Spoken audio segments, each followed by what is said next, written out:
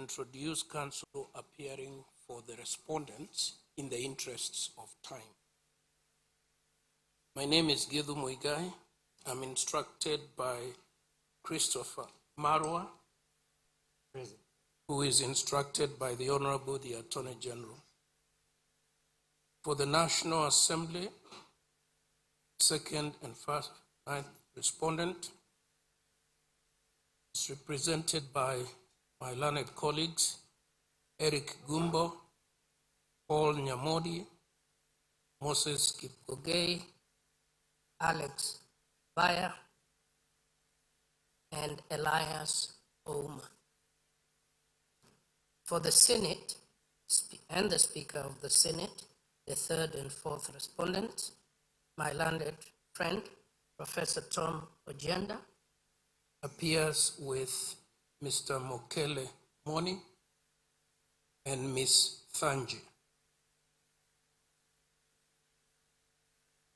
Dr. Thionkolu has already introduced himself, and I will not repeat that. For the ninth respondent,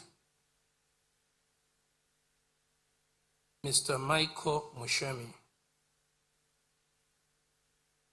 And Ms. Gafira is holding brief for Mr. Kamodo for the 10th respondents.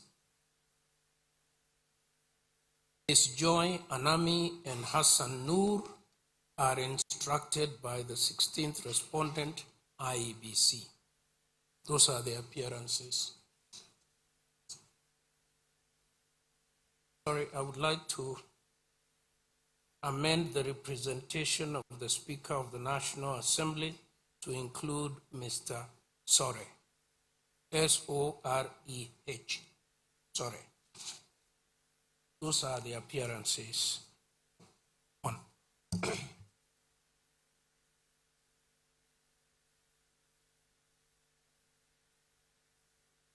Judgment.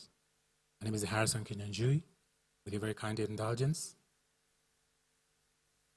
I do appear for a petitioner in petition E586 of 2024.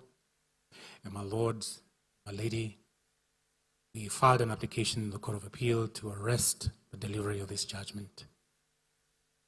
This was after the 4th of June. The same petition was not heard when you had directed and ordered it be heard on this, on the 7th of June, 7th of May. You had ordered, directed, be heard on the 4th. On that 4th, it was not even listed for a mention. It was listed for a hearing. Because your initial direction was that that petition should be heard as a standalone petition, so that then the decision that will be made in the consolidated petition, together with that, would now be the judgment of the court, because the Honorable Chief Justice had appointed your lordships and my lady as the bench in that petition and as a bench in this petition. Now, when on the 4th of June, the said hearing aborted, we filed an urgent application before the Court of Appeal. CO application number 291, E291 of 2026. I also wrote an email letter to the Chief Justice as the head of the judiciary to bring into her attention the precipitate injury and ruinous violation of the petitioner's right to be heard before you render yourselves in this petition. Accordingly, the Court of Appeal certified that application as urgent. This morning, I served on everyone, including all the parties that are before you now. That application relates to the Court of Appeal's jurisdiction under Article 165(3), and therefore, in deference to the authority of the Court of Appeal, the matter being sub judice in the Court of Appeal, to arrest the delivery of a judgment, so that then a judgment can be rendered that is encompassing that petition and the consolidated petitions.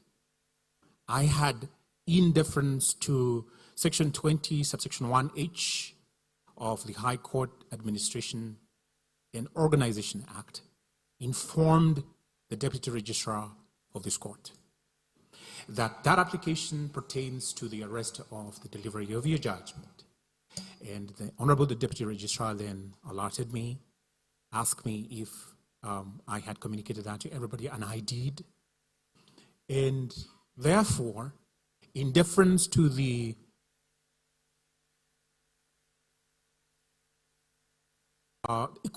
equivalent of the least pendants rule, that application being alive before the Court of Appeal, that this Honorable Court then defers the delivery of the judgment. My lords, as I close, my lady, the right to be heard, being enshrined in Article 25C of the Constitution, is non-abrogable. It cannot be abridged. But if this judgment is rendered, and peradventure, you find, as indeed you would find, of 2024, that there was no impeachment, the constitutional threshold was never met, that petition, you nullify the impeachment, you render the decision according to the pleas of the petitioner, in the amended petition, then your lordships, and my lady, if peradventure you were to dismiss the petitions, hearing, it would be very embarrassing. So I suggest, in deference to that constitutional authority of the Court of Appeal, that you defer the rendering of this judgment. We can be heard tomorrow because we filed our submissions ready for the 4th of June in that E586. And then the ship can sail. You can render a judgment whether to dismiss or grant. Thank you.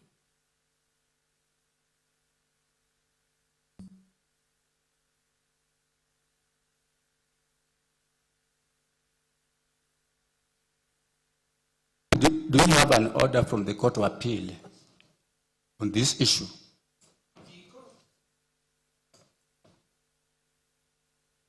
The Court of Appeal, as a matter of judicial notice, my learned friends will be aware, has a way of disposing of any matter. I don't think we are for argument. I've asked, do you have an order from the Court of Appeal stopping or arresting this judgment?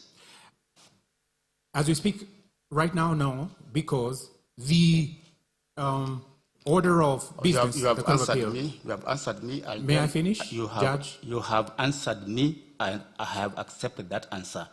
I will now ask some of the parties here to respond to that. May I finish before they respond, just for good order? My lords and my lady, we do not in the least, I do not in the least want to bring any theatrics or sabotage the administration of justice before you.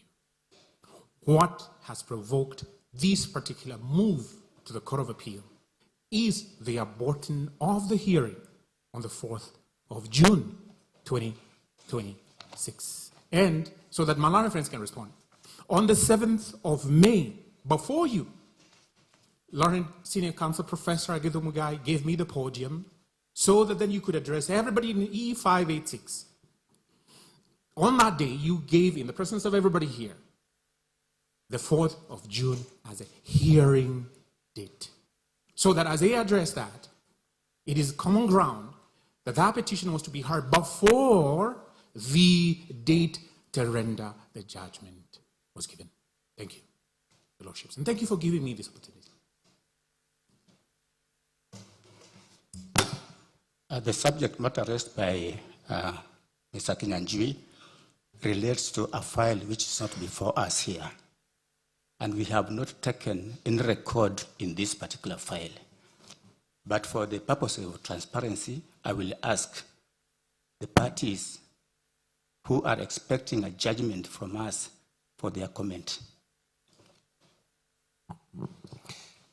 My lords, my ladies, I have the instructions from the team of the first petitioner, His Excellency Rigathi Gachagua, to make representations on his behalf. We have come here to pick the judgment in the petition before you. We have not received any order from the Court of Appeal stopping today's proceedings. We actually, as a matter of fact, not participating in that matter at the Court of Appeal, and therefore it will be very curious for us to have our legitimate expectations to get a judgment today interfere with a matter in which we are not participating. In the absence of a formal directive from a court higher than this, the Court of Appeal stopping this judgment, we ask you to deliver our judgment as scheduled today. That's all. Thank you. Of the 44th petitioners, my Lord, I associate myself with petitions made by senior counsel. The fact that that file is not before you, my Lord, form the basis upon which this judgment can be deferred. And most importantly, my Lord, counsel having not given sufficient reasons, my Lord, for adjournment, my Lord, or arresting the judgment, my Lord, I think the legitimate expectations of the 4th to the 49th petitioners, my Lord, is that you render yourself as you set your mind and yourselves to do this afternoon, my Lord. We are opposed to that application. Thank you. In the interest of time, I will speak for all my colleagues, for the respondents, and we associate ourselves with the submission of learned senior counsel, Mr. Ngoya. Yes. Thank you. My Lord, on behalf of the third interested party, we associate ourselves with the submissions of the lawyers for the petitioner, first petitioner, and wish that, my Lord, you could deliver judgment as it had been agreed before. I thank you, my Lord.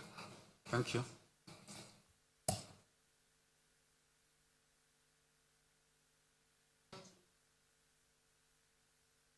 Your Honor, on behalf of the second petitioner, we associate ourselves with the submissions of the other petitioners, and we say in the absence of a court order for stay, then we see no need of stopping judgment.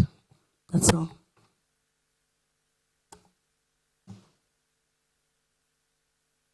My lords and my ladyship, appearing for the 43rd petitioner, we also associate ourselves with the submissions of Senior Counsel Ngoya, and in the absence of a clear order and in respect of our legitimate expectations to deliver the judgment, we then oppose the application. Thank you.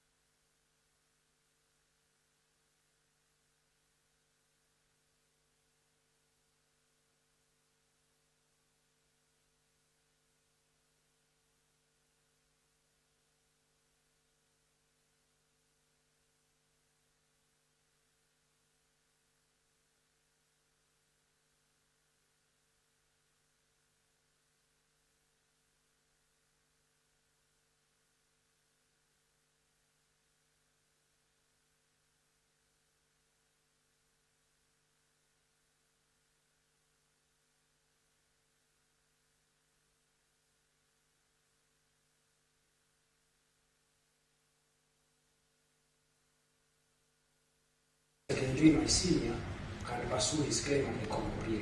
Thank you. Thank you. I think the point is made, my Lord. I will add the following. One, it is presumptuous for Mr. Kinyanjui to address you as though it is a given that the Court of Appeal will ultimately grant his request, and therefore has already submitted.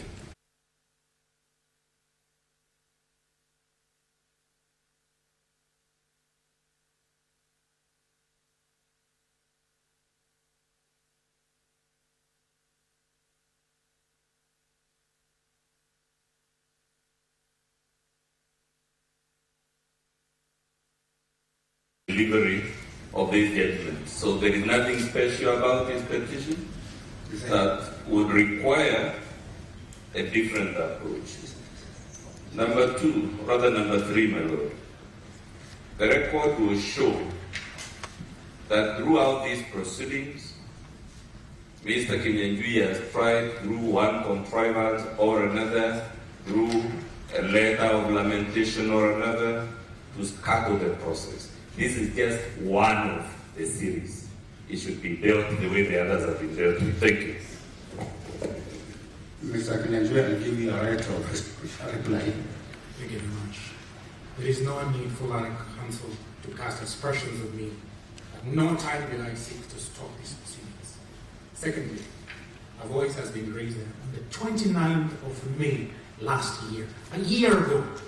Your Lordship's Majesty made a ruling saying, and I quote, "This petition raises very weighty constitutional issues that are distinct from the consolidated petitions, by reason of which I'm answering that issue. But this is an impromptu, an afterthought, knee-jerk reaction. That's not so. That particular ruling on the 29th of May 2025 deconsolidated these E586 or 2024 from the consolidated petitions. That is a decision of the court, not my decision. Shouldn't the petitioner have abided by that decision? Yes, he did, and yes, he has. The 7th of May, everybody here was present when that decision was made to hear that petition. I'm answering, my Lord, I'm answering because they say that this is something that just come up with to start off the hearing. It's my rejoinder, with tremendous respect, my Lord. And I'm not going to take too long. I'm alive to the fact that this court is on a constitutional duty. My Lord, the date for hearing was fixed in the presence of my friends. I served that application from the Court of Appeal in deference to the Court of Appeal's directions. And we can all sit here and pretend as legal practitioners, we do not know the practice of the Court of Appeal. The Court of Appeal is seized of these proceedings. And this court is subordinate to the Court of Appeal. And I'm answering that issue as to no reason has been preferred to defer this judgment. The Court of Appeal being seized of those proceedings, which everybody here is fully aware. My friend has said, yes, it has been served, everybody has been served.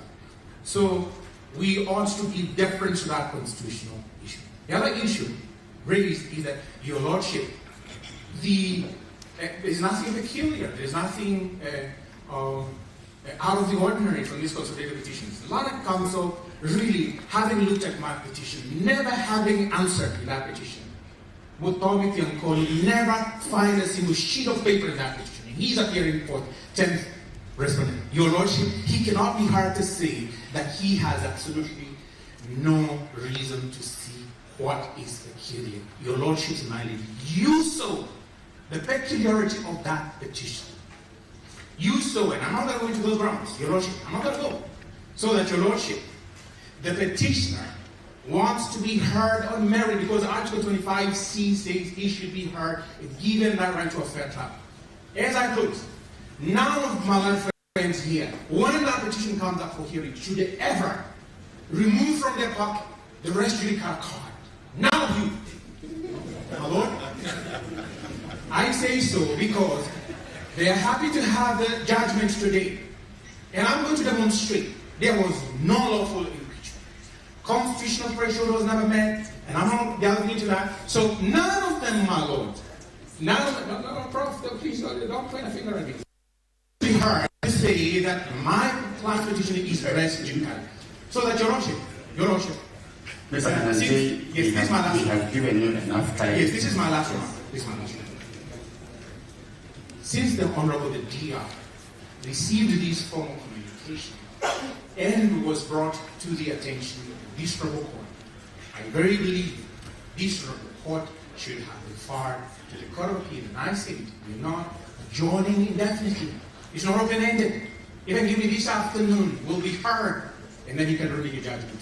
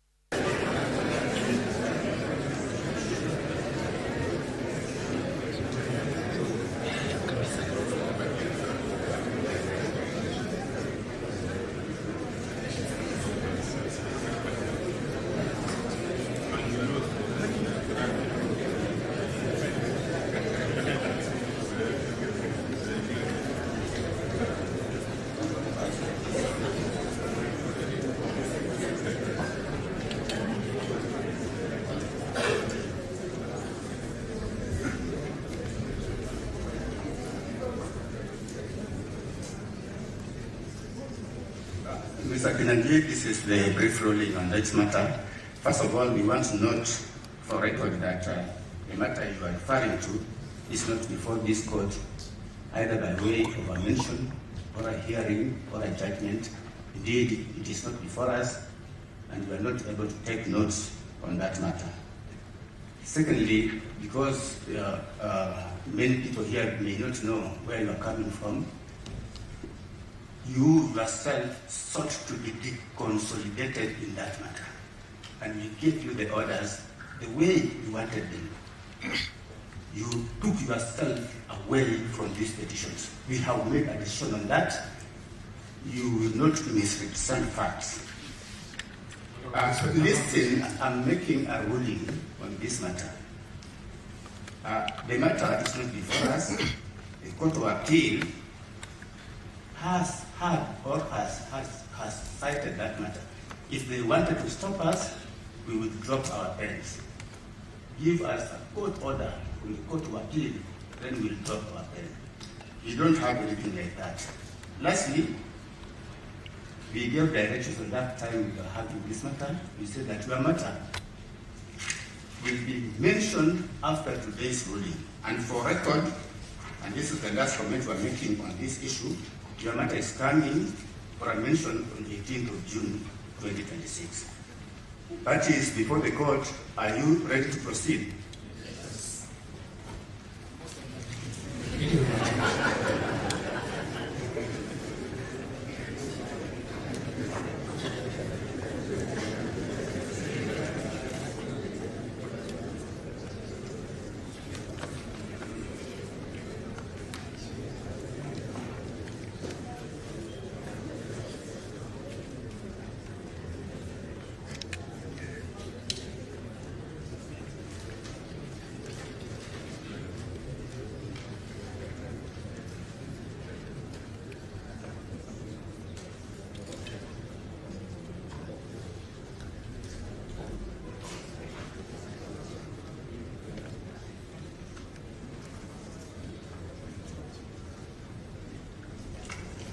I take it that parties are now ready to take judgment in the constitutional petition number E65 of 2024, consolidated 550 of 2024, Nairobi petition number E570 of 2024, Nairobi petition number E572 of 2024, Gahagua petition number E013 2024, Gahagua petition number E014 of 2024, Gahagua petition number E015 of 2024, Nairobi petition number E522 of 2024, Nairobi petition E506 of 2024, Nairobi petition E509 of 2024, Nairobi petition number E525 of 2024, Nairobi petition number E528 of 2024, Nairobi petition number E537 of 2024, Nairobi petition number E541 of 2024, E567 of 2024, E576 of 2024, E586 of 2024, and E598 of 2024 between Honorable His Excellency Gachagua. Although I'm sorry, E586 is not part of it. It's the second last petition, just petition. It's not part of it. E586 is not part of it. Yeah.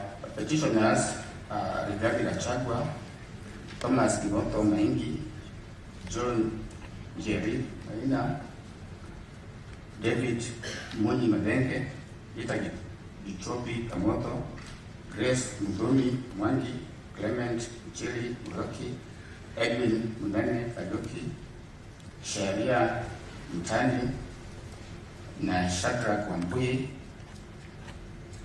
Father Eddie Waiguru, Anton Mitaga, Victor Gatia, Asunta Wangui Mururi, Christine Mukami Juguna, Peter Kimani Kioira, Alice Wamuku Mbugwa, Mwangi Kanyeki Mbugwa, Mbugwa Wamumbi, Kigo Kahari, Christela Wambui Gitari, Mchiri Gatia, Maria Njeri, Eric Warui Mwaniki, Brian Punja, Sarah Uhubi, Margaret Wanjira, Samuel Jenga, Petron Kuru, Samuel Dari,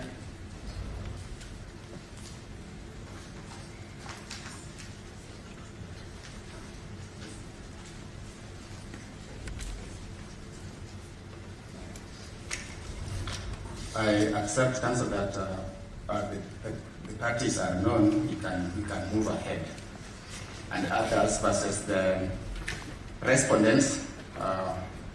Speaker of National Assembly of Kenya, Speaker Senate of Kenya, Honorable Attorney General, and several others.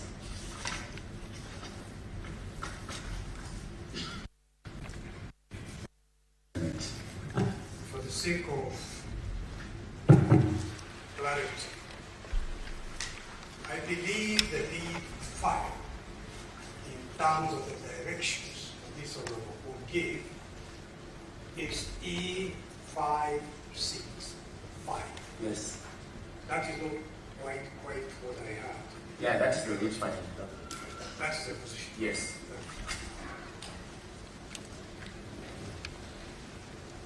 This is the judgment, and we'll try as much as possible to read it. Introduction and background. In the general election of 9th of August 2022, the first petitioner, hereinafter referred to as His Excellency Gachagua, was elected as the Deputy President of the Republic of Kenya alongside His Excellency William Ruto, whom we refer to as President. Their election was upheld by the Supreme Court, paving the way for their swearing in on 13th of September 2022, beginning what was expected to be a full constitutional term under Article 145, Sub-Article 1, and Article 148, Sub-Article 6. That expectation, however, was cut short following the successful impeachment proceedings against His Excellency Gachagua. The process leading to his removal commenced on 1st of October 2024, when Honorable Mwengi Mutuse, the 9th respondent and member of Parliament for Kibwezi West constituency, we shall refer to him as Mutuse, introduced an impeachment motion pursuant to Article 145 and Article 150 of the Constitution. The motion here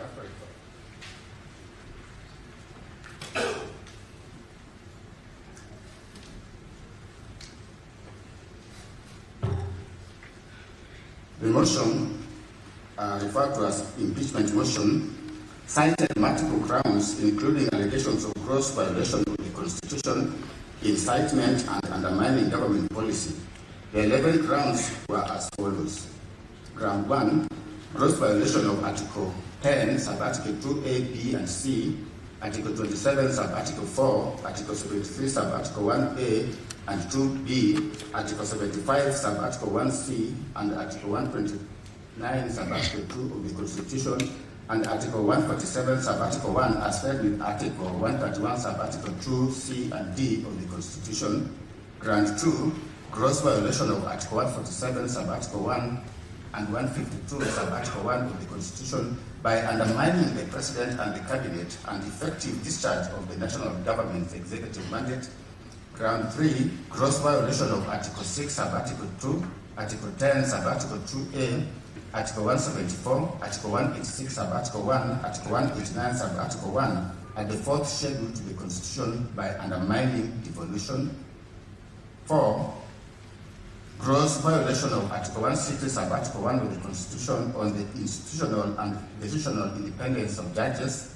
Article 5, Ground 5, gross violation of Article 3, Sub-Article 1 and Article 148, Sub-Article 5A of the Constitution, and fidelity to the oath that Gachagua had committed crimes under Sections 13, Subsection 1A and Section 62 of the National Cohesion and Integration Act.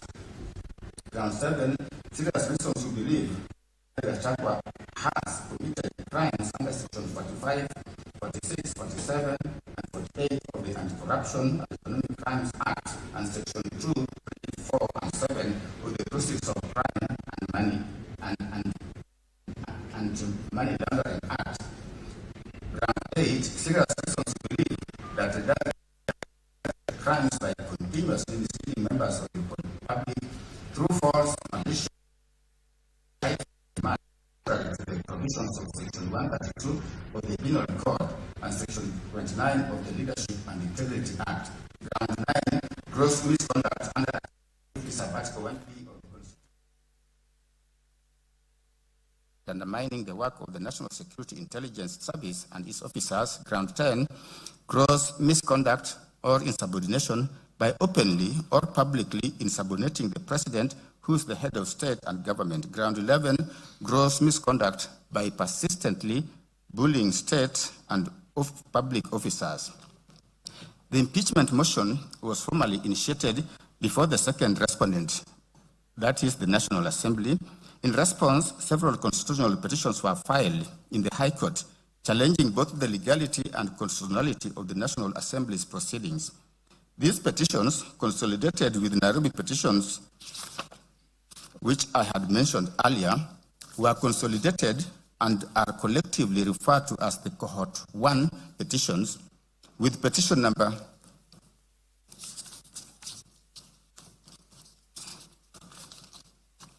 E522 of 2024 designated as the lead file. 56, that was Cohort 1 petitions. Cohort 2 petitions, where these petitions belong, the lead file is 565 of 2024. On 8th of October 2024, the National Assembly passed the impeachment motion. Subsequently, the resolution was transmitted to the Senate. As the impeachment was folded, further applications were seeking conservatory release were filed in the High Court to restrain the Senate from proceeding with impeachment hearings. The Senate thereafter conducted its hearings and upheld 5 of the 11 charges against His Excellency Gachagua, as a result of which he effectively ceased to hold office as Deputy President of the Republic of Kenya. The Senate's decision was communicated to the public through a gazette. President Ruto nominated Professor Kithure Kindiki, the second interested party, whom we shall refer to His Excellency Kindiki, to fill the vacancy in the office of the Deputy President. The National Assembly voted in favor of the nomination, and His Excellency Kindiki was sworn into the office on 1st of November 2024. As the Senate proceedings that culminated in the impeachment of His Excellency Gachagua, and while the National Assembly was concurrently addressing the vacancy created in the office of the Deputy President, further petitions were filed in the High Court at Nairobi and Kerigoya, including petition number 565 and several other petitions. being designated petition number 565 of 2024 being designated as the lead file. Conservatory orders were initially issued restraining the swearing in of His Excellency Kindiki as Deputy President, but those orders were later lifted by this court in its ruling of 31st of October 2024, paving way for the swearing in as earlier stated. Thereafter, the pleadings were amended and cohort 2 petitions proceeded for hearing, culminating in the present judgment. We will now proceed to summarize the parties' pleadings and submissions in the cohort 2 petitions. Summary of pleadings and submissions. Submissions. His Excellency Gachagua is the first petitioner. His case is as follows. He anchored his case on the further amended petition dated 13th of August 2025, supported by his affidavits deposed to on 18th of October 2024 and 27th of October 2024. Speaking to the deficiencies in the process before the National Assembly, His Excellency Gachagua deposed that the impeachment motion lacked the particularization and the specificity required under Article 145, Sub-Article 1, and Standing Order Number 64, 1A. He took issue with the lack of credibility in respect of the charges against him in the National Assembly and the Senate. As regards the constitutional imperative of public participation, His Excellency contended that the National Assembly's process was deficient in that the notice was unreasonable. Majaji watatu wa Mahakama Kuu wakitarajiwa kutoa uamuzi kuhusu kesi aliyowasilisha kupinga kubanduliwa kwake afisini. Gachagua hata hivyo ameweka wazi kuwa hatakubaliana na uamuzi wote utakaotolewa na majaji hao. Short and that it lacked adequate designated venues. It was his case that the exercise was biased, with organizers framing it as meant for invited members of specific parties. He stated that the process utilized unverified feedback forms that result in fictitious data. In alleging bias exhibited by the Speaker and Deputy Speaker of the National Assembly, His Excellency deposed that they made partisan statements and also failed to recuse themselves despite having conflict of interest as they were signatories to the coalition agreement that formed a substantial part of the evidence. It was his case that the Senate violated Articles 145, Sub-Article 3 to Sub-Article 6 by skipping the appointment of a special committee to investigate the charges against him, thereby denying him a crucial layer of fair hearing. He stated that Senate imposed an unconstitutional 10-day deadline on the plenary proceedings and unlawfully permitted the National Assembly to introduce new evidence by ambush. He was emphatic that the Senate violated his right to a fair hearing and dignity guaranteed under Article 50 and Article 28, respectively, when he was denied an adjournment. In further support of this position, Dr. Daniel Kibuka Gikonyo, a consultant cardiologist and founder of the current hospital, saw an affidavit on 28th of confirmed the medical status of His Excellency Gachagua on the day he was scheduled to defend himself before the Senate. Speaking to the key medical events, it was his evidence that on 17th of October 2024, at approximately 3 p.m., His Excellency Gachagua arrived at current hospital with severe chest pain. He deposed that given his age and underlying risk factors including hypertension, his history of diabetes, stress, he conducted ECGs and blood tests and recommended a 48-hour admission to enable close monitoring, further evaluation, and appropriate medical management. It was his evidence that he supervised His Excellency Gachagua until discharge on 20th of October 2024. Far from the impeachment process, His Excellency Gachagua impugned the subsequent nomination and approval of His Excellency Kindiki. He asserted that the process was rushed and there was no public participation despite the Articles 10 and 118 of the Constitution. It was his case that the clearance from the Independence Electoral Boundaries Commission, or IEBC, was null and void since the commission lacked commissioners, and as such, the Secretariat was legally incompetent to clear the nominee. Further to the foregoing, it was His Excellency Gachagua's position that His Excellency Kindiki was violation, including abductions, extrajudicial killings during the finance bill protest when he served as Interior Cabinet Secretary.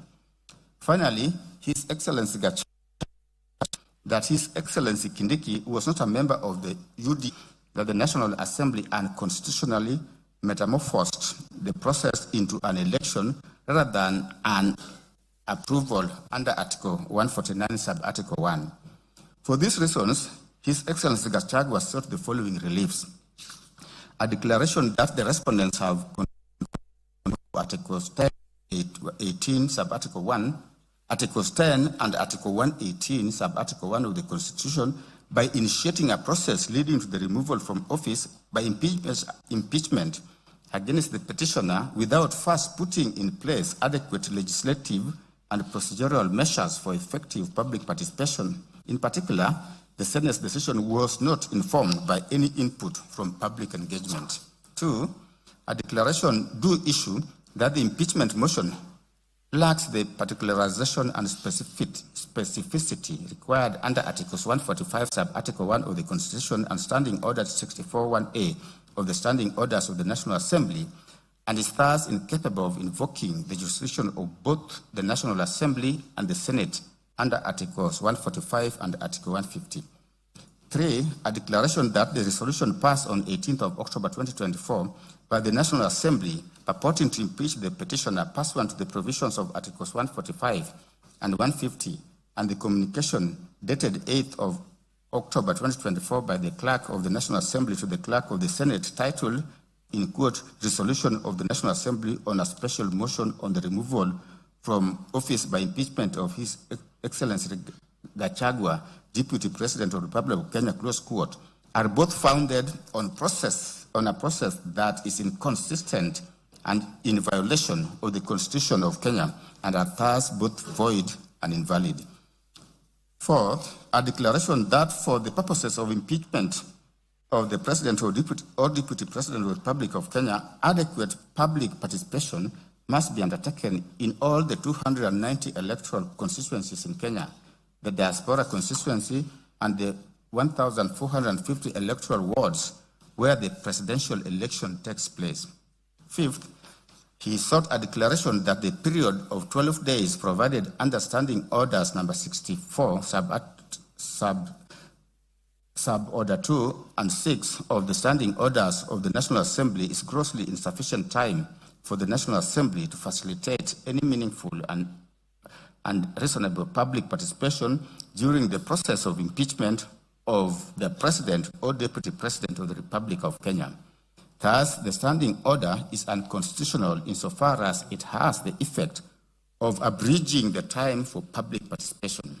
6, sought a declaration that the proceedings before whole house plenary of the Senate of Kenya under Article 145 of the Constitution of Kenya are not limited or time-bound to 10 days, as would be if a special committee is appointed under Article 145, Sub-Article 4A.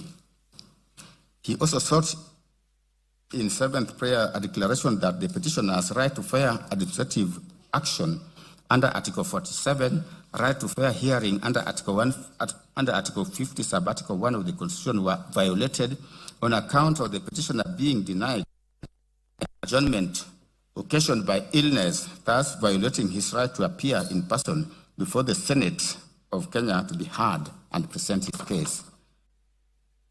He also sought a declaration that the National Assembly and the Senate, in their evaluation of the impeachment proceedings before them, failed to properly assess each of the specified grounds and determine if they collectively or individually constituted a gross violation of the Constitution, voting to uphold the impeachment charges against the petitioner.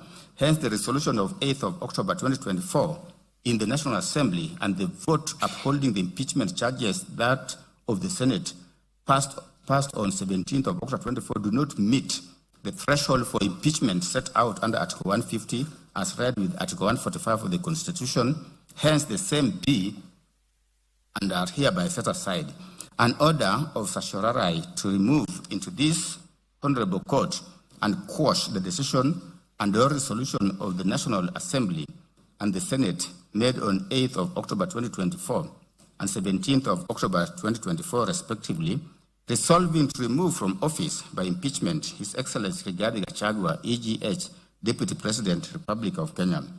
At the 9th prayer, the petitioner sought an order of certiorari to bring up into this court to be quashed the resolution of the Senate of Kenya made on 17th of October 2024 to remove from office by impeachment His Excellency Rigathi Gachagua, EGH, Deputy President, Republic of Kenya, on the grounds expressed in Gazette Notice number 13-400.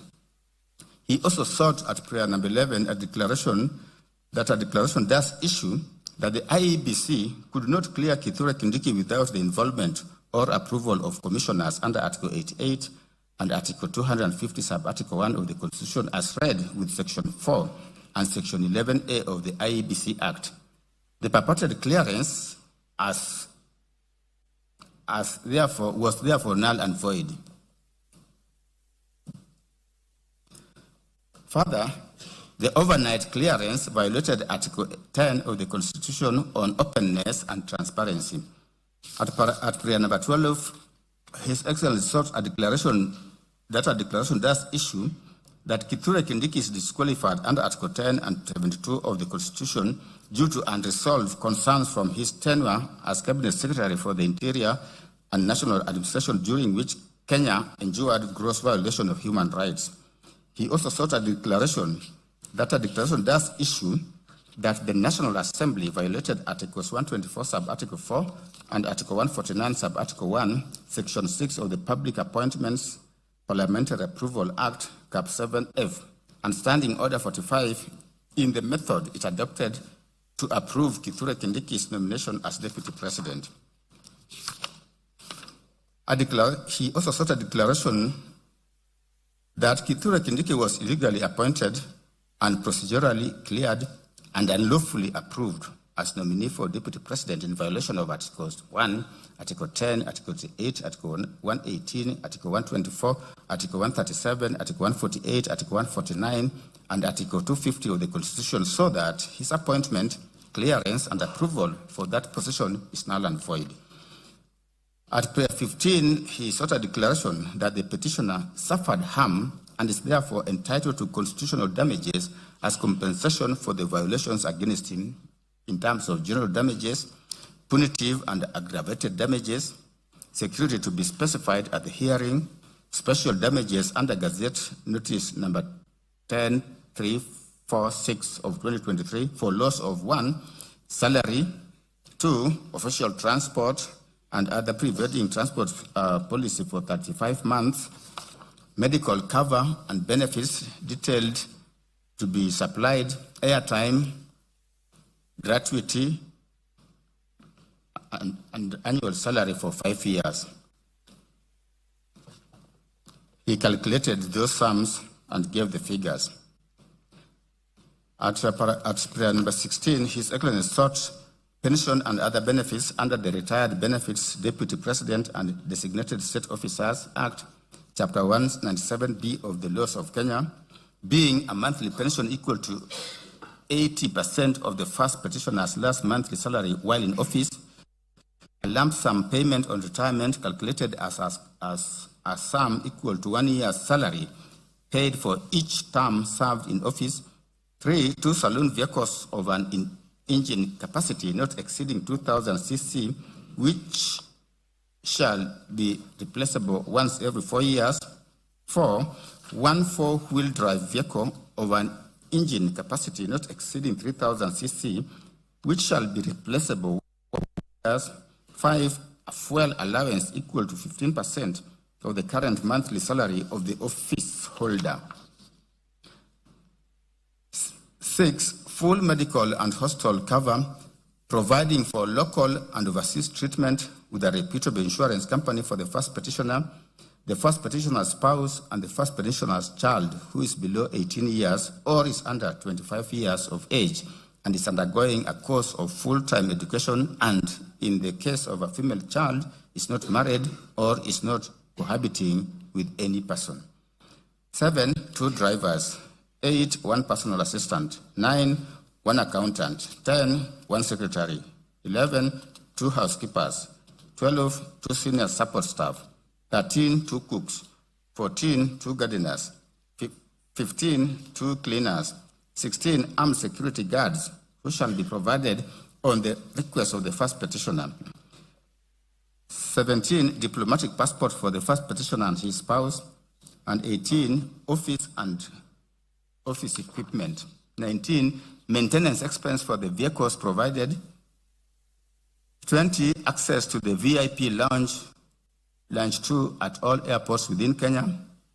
He also prayed for cost of this petition and such other reliefs as this court may deem just.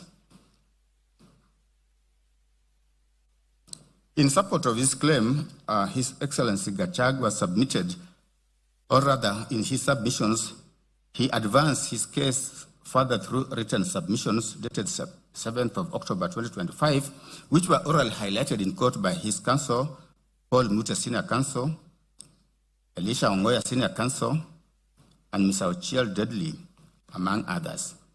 The unifying premise of their submissions was that the impeachment proceedings were not purely political processes insulated from judicial scrutiny.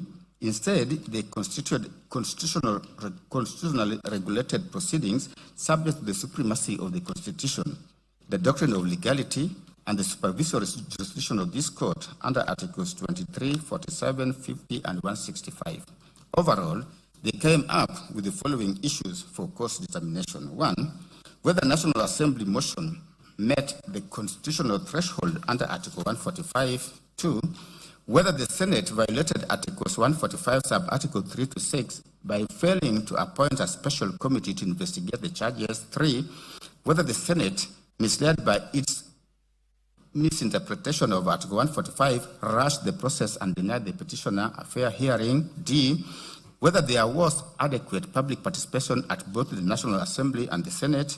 E, whether the speakers of the National Assembly and Senate were biased in reality or in perception. F, whether the overnight clearance and approval of a replacement of Deputy President evidenced a predetermined process. G, whether Standing Order number 62 sub order 2 of the National Assembly is valid. And then, lastly, what are the available reliefs? They collectively, the lawyers for His Excellency, the petitioner, Gachagua, collectively submitted that while Parliament undeniably possesses the authority to undertake impeachment, such authority is neither absolute nor immune from judicial review when allegations of constitutional violations, irrationality, or procedural impropriety arise. They characterize the proceedings as a politically engineered process disguised as constitutional compliance, submitting that Parliament specifically observed procedural forms while deliberately undermining constitutional substance, thereby necessitating judicial intervention to preserve the rule of law. Leading the charge of standards of the process, learned Senior Counsel Elisha Ongoya anchored his arguments on constitutionalism and legitimacy within Kenya's presidential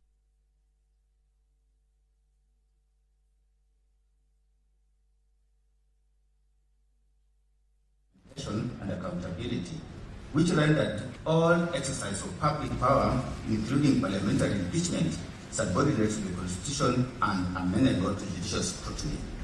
Describing the proceedings as an exercise in malicious compliance, he drew parallels to the historical trials of Socrates, Sir Thomas More, and Jesus Christ to demonstrate how processes can appear outwardly lawful while being fundamentally unjust and predetermined. He maintained that constitutional democracy depends on good faith, adherence to fairness, and constitutional morality, not merely technical compliance. In analyzing the text of Article 145 and Article 150, Counsel noted that the threshold language, gross violation, gross misconduct, and serious reasons prove impeachment is a mechanism reserved strictly for the gravest constitutional transgressions. To that end, Counsel drew the support from the cases of Mike Sonko, which we have particulars we have given,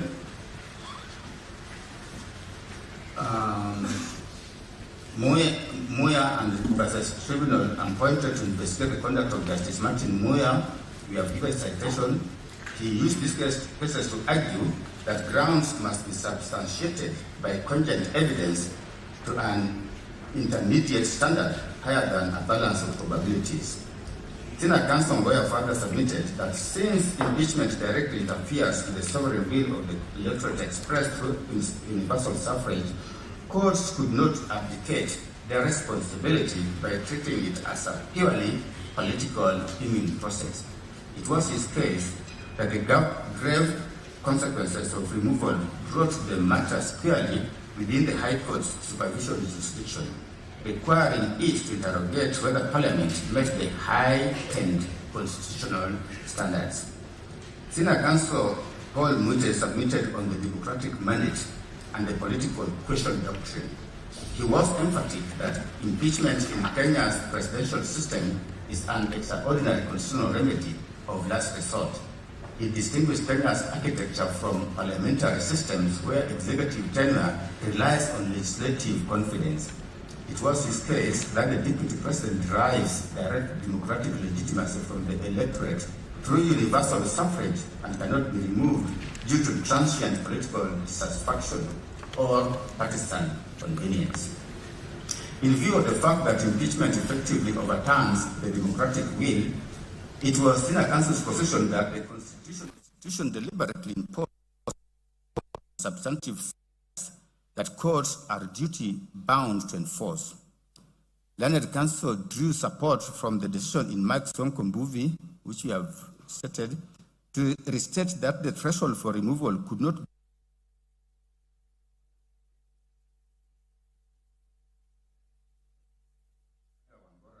given citation to argue that judicial review of the proceedings affirmed constitutional supremacy rather than offend the concept of separation of powers. He firmly rejected the respondent's invocation of the political question doctrine, asserting that the Constitution creates no autonomous islands immune from accountability, and he maintained that all constitutional power remains subordinate to the judiciary's review. Learned counsel Mr. Chiang Dadi submitted on jurisdiction and the mandatory duty to adjudicate. At the outset, he pointed out an alleged internal contradiction in the respondent's case, simultaneously conceding the court's jurisdiction while urging it to abstain from exercising it. He submitted that constitutional adjudication could not be avoided simply because a dispute implicated political institutions or carried political consequences. He took the position that once allegations of procedural impropriety or rights infringements arose, the process ceased to be purely political. Drawing on the United States Supreme Court decision in Cohen versus Virginia, we've given citation, he argued that a court acts just as improperly when it declines constitutionally vested jurisdiction as when it arrogates jurisdiction it does not possess. It was his case that Article 165 imposes a mandatory obligation on the High Court to determine disputes whose constitutional violations are alleged as such. The judiciary would itself violate the Constitution by declining to hear politically sensitive questions. Mr. Ochieng submitted further that separation of powers does not establish institutional immunity and that judicial review ensures Parliament acts within its boundaries. Citing the Supreme Court advisory opinion in the matter of Kenya National Commission on Human Rights, Council concluded that constitutional interpretation in such disputes must be transformative, holistic, and purposive rather than mechanical. In the written submissions, His Excellency Gachagua specifically impugned ground 8 of the charges, noting that it relied on Section 132 of the Penal Code, a provision already declared unconstitutional in Robert Alai versus the Attorney General matter. On the right to a fair hearing, he maintained that the Senate violated his inalienable right by proceeding in his absence, illness, contrary to Article 50, sub-article 20. He drew support from Karaoke versus Attorney General, where it was argued that denying an adjournment impacting a citizen's constitutional rights warrants careful circumspection. He further submitted that the rushed manner of the proceedings mirrored the predetermined and unjust actions condemned in Olo versus Kisumu County Service Board, and rendering the resulting decisions absolute nullities. Submitting on public participation and institutional incapacity, it was His Excellency Gachagua's case that both houses entirely failed the threshold. He referred to the decisions in Mohammed and 6 others versus County Assembly of Wajir and other cases which we have stated.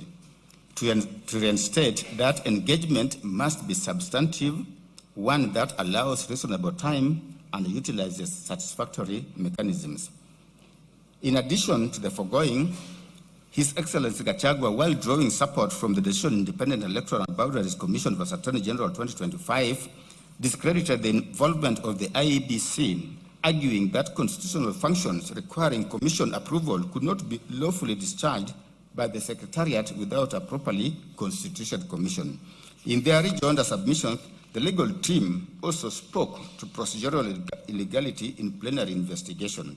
It was His Excellency Gachagua's submission that the Senate lacked a lawful resolution to appoint a plenary investigation. They submitted that the word may in Article 145, sub-Article 3b, regarding the appointment of a special committee is a mandatory obligation, relying on a set of authorities, including Sony Holdings versus Registrar of Trademarks and another. They submitted that courts routinely interpret may as mandatory to effect legislative intent, to effectuate legislative intent. Tracing the constitutional drafting history from the Guy and Bomas drafts to the Wako and Harmonas drafts, it was their case that it proved the framers consistently intended for a special committee to investigate charges prior to any plenary vote. In conclusion, His Excellency Gachagua drew inspiration from the Filipino Supreme Court in Sara Duterte versus House of Representatives. We have given citation to reiterate that impeachment processes remain strictly subject to the Bill of Rights to check grave abuses of discretion. Consequently, they urge the court to utilize its discretion as established in Imanyara and 2 others versus Attorney General to award damages for the constitutional violations to vindicate His Excellency Gachagua's right and deter future legislative infringements.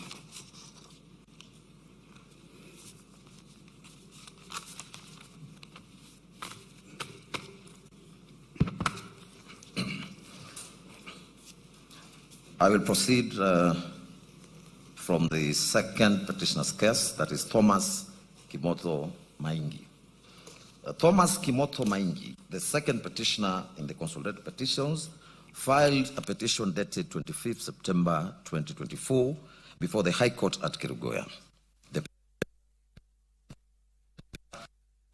national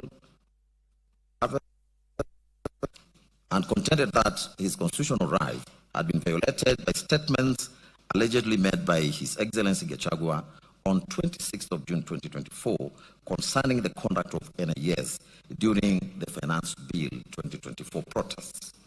He averred that, having served in the NIS for over 20 years before 2022, he was publicly associated with the intelligence service within his community, and that the remarks by His Excellency Gachagua portrayed NIS officers as incompetent and responsible for the unrest and loss of life witnessed during the protest.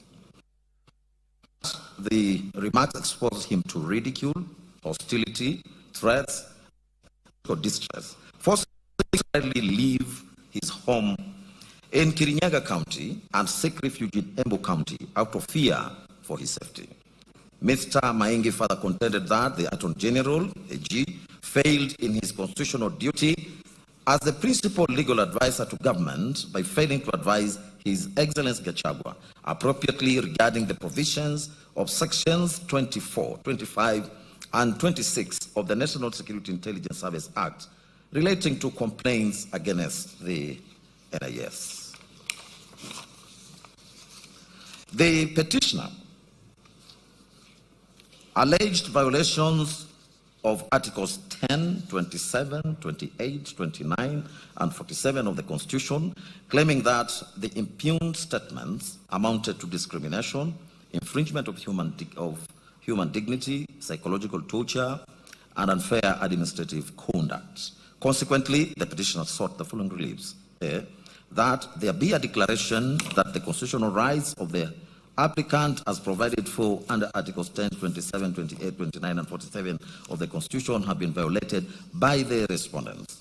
B, that the first respondent be ordered to issue an apology to the NIS members and staff for the utterances and or speech made on the 26th of June 2024. C, cost of the petition, and D, any other relief the court may deem. The second petitioner did not, however, file any written submissions. The third petitioner's case. Honorable Njeri Maina, the third petitioner in the consolidated petition, filed the petition dated 2nd of October 2024. That was later amended on the 9th of October 2024 before the High Court at Kerugoya. She is the current woman representative in the National Assembly for Kirinyaga County. She stated that she brought the petition on her own behalf and on behalf of the residents of Kirinyaga County, and in public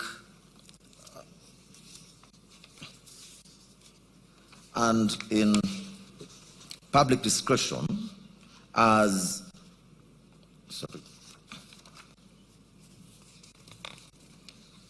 and in public interest, her petty and procedural propriety of the impeachment proceedings commenced against His Excellency Gachagua. She contended that the public participation process undertaken by the National Assembly in relation to the impeachment motion was ineffective, inadequate, and constitutional owing to the short notice periods and inaccessible venues. She took issue with the insufficient dissemination of information, defective response templates, lack of proper facilitation of members of the public, and the alleged failure by Parliament to comply with court orders directing constituency-level public participation. She further asserted that the impeachment process violated Articles 10, 47, 48, 145, and 150 of the Constitution, and challenged the constitutionality of Standing Order number 64-2 of the National Assembly Standing Orders on the basis that it imposed an unconstitutional 7-day timeline for disposal of impeachment proceedings, thereby undermining meaningful public participation. Honorable Maina also questioned the legality of the Senate's decision to conduct the impeachment proceedings through a special committee under Article 145, Subarticle 3B of the Constitution, urging that investigation of impeachment charges could only lawfully be undertaken by a select committee of the Senate. In addition, she challenged the legality of the National Assembly as constituted, contending that it failed to comply with the constitutional 2/3 gender principle under Articles 27, B, 100 and 261 of the Constitution, and was therefore incapable of lawful entertaining an impeachment motion. As such, Honorable Maina sought for the following reliefs. A declaration that the modalities put in place by the first respondent in respect of the public participation forums that were scheduled for the 4th October 2024 regarding the special motion fell below the threshold of proper, effective, and meaningful public participation as investigated under Article 10 of the Constitution. B, a declaration that the modalities put in place by the first respondent in respect of the public participation forums held on 4th and 5th of October 2024 as ordered by this honorable court regarding the special motion were in disregard of the court's orders and fell below the threshold of a proper, effective and meaningful public participation as envisaged under Article 10 of the Constitution. C, a declaration that the impeachment process as against the first interested party undertaken by the first and the second respondents in view of modalities of public participation forums held on the 4th and 5th October 2024, failing well below the threshold of a proper, effective and meaningful public participation as envisaged under Article 10 of the Constitution, were unconstitutional and therefore void. D, a declaration that the appointment of a select committee by the Senate under Article 145(3)(b) of the Constitution is not discretionary in the impeachment of a president or deputy president in light of Article 259 of the Constitution. A declaration that any proceedings in regard to impeachment of the first interested party taken by the second and fourth petition respondents outside the select committee of Senate under Article 145 sub-article 3b of the Constitution are unconstitutional and void.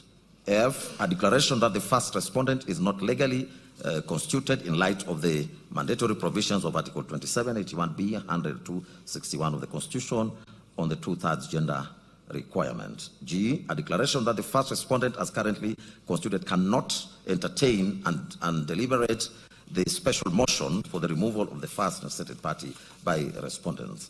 H, cost of the suit, and I, any other order or orders that this court may deem just. The third petitioner's submissions.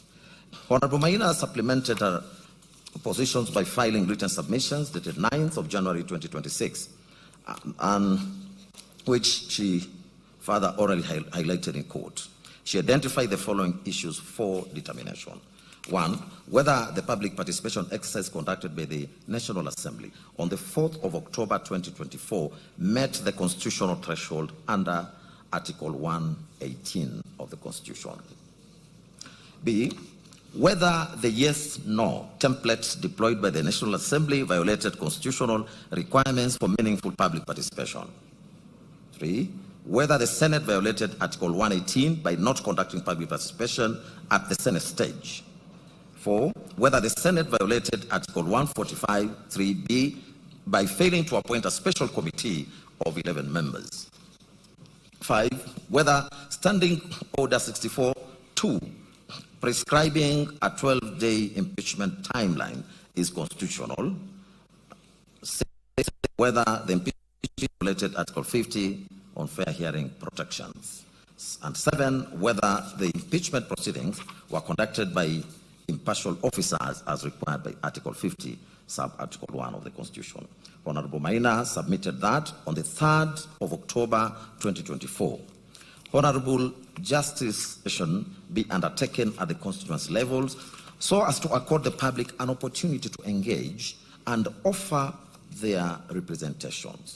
That these orders were duly served and were never appealed, stayed, varied or reviewed, and as such, the respondents absolutely. Speaking to the obligation to obey court orders, Honorable Maina submitted that such obedience is foundational to the rule of law as was held in Law Society of Kenya and 3 others versus Inspector General of Police and 4 others reported in 2024 KEHC KLR. She submitted that this obligation extended even to cases where the person affected by an order believes it to be irregular or void, as was held in Refrigeration and Kitchen Utensils Limited versus Gulabchand Popatlal Shah and others, civil application number Nairobi 1339 of 1990. She further submitted that proper compliance required reasonable notice and not the same day or the next day notice. Physical accessibility at constituency level with open, identifiable venues in each of the 290 constituencies, facilitation of engagement, including civic sensitization, information, language diversity, disability access, and hearings as the primary mode, including oral and interactive engagement. Learned Counsel further submitted that the orders were not obeyed and only 200,000 participants countrywide who made up to 0.4% of the Kenyan population turned up for the exercise. Council decried the one-day notice published on a Saturday, whose contents were vague as they referred to constituency offices without addresses and times. She also pointed out that no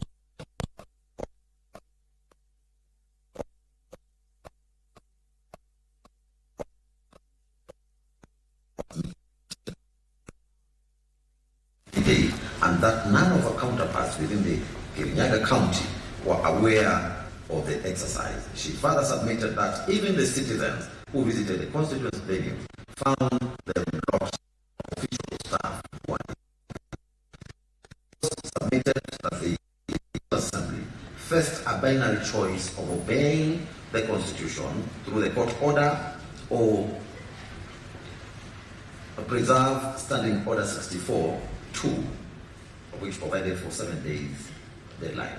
They chose the latter, which Honorable Maina describes as content dressed as obedience.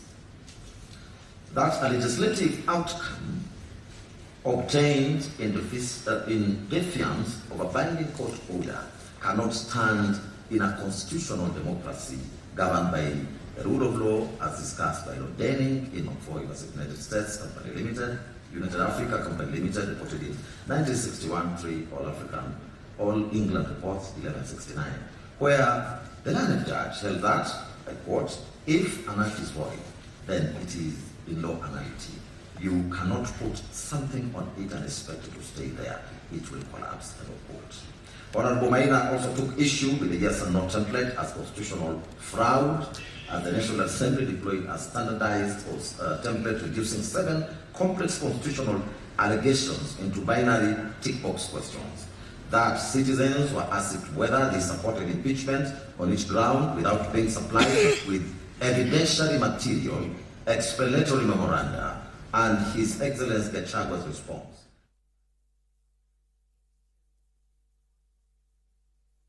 Says Cabinet Secretary for Health 2019, which we'll hear in after, be referring to as the BAT case.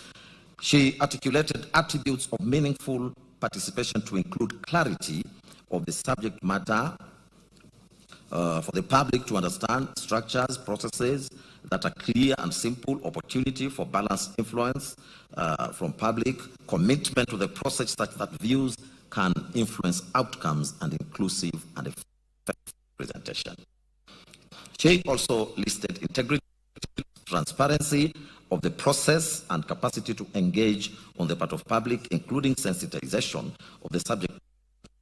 Maina admitted that the digital-only, English-only mechanism systematically excluded rural residents, the elderly, persons with disabilities, the non-English speakers, and the non-English speakers. She stated that there were no physical venues for explaining the template or receiving oral views, that were only in 10, that there were only 10 pictures of people attached as evidence of attendance for the 5th October exercise, and that they were contained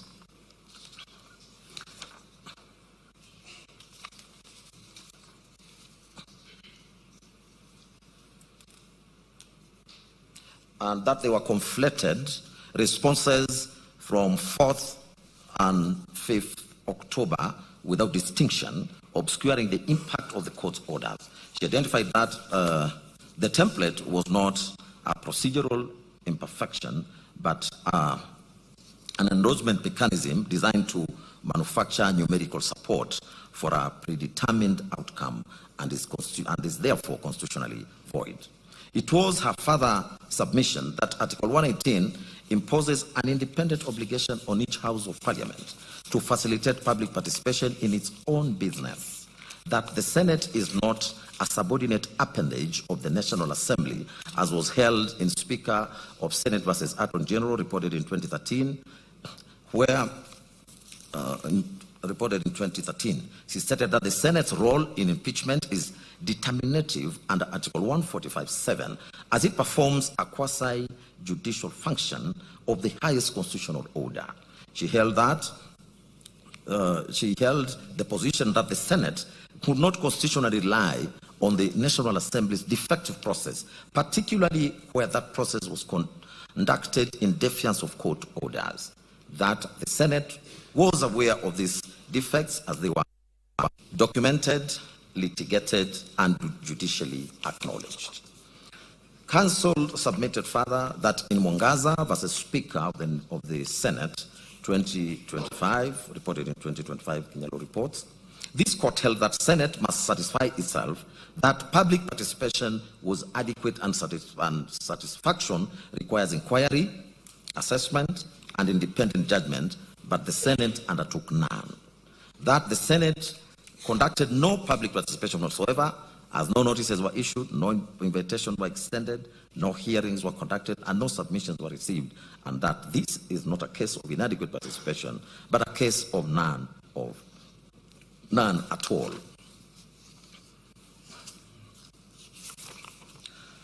It was also her submission that Article 145, Subarticle 3B of the Constitution provides that the Senate may appoint a special committee comprising 11 members of its members to investigate the matter.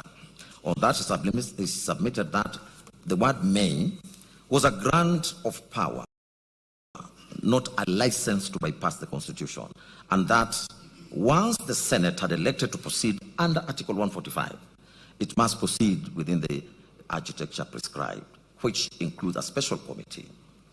She further stated that under Article 145, Subarticle 6, it provides that the Senate jurisdiction to vote is triggered only if a special committee reports that allegations have been substantiated, and absent a committee report, the gateway to plenary determination was not opened.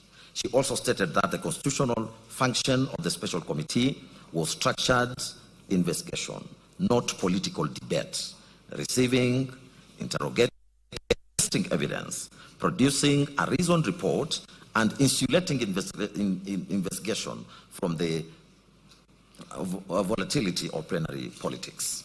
That Article 145, Subarticle 5 of the Constitution, guaranteed the Deputy President the right to appear and be represented before the special committee, and by bypassing the committee, the Senate extinguished an entire constitutional hearing stage guaranteed to the Deputy President, thus violating the non-derogable right to a fair hearing.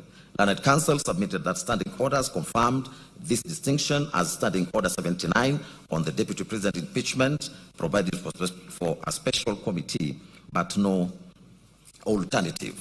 That Standing Order 80 of the Governor's impeachment procedure provides two alternatives, that is, a special committee or a plenary investigation. Then posited that where the drafters intended to permit plenary investigation, they could have said so, and that the omission of the Deputy President must be respected.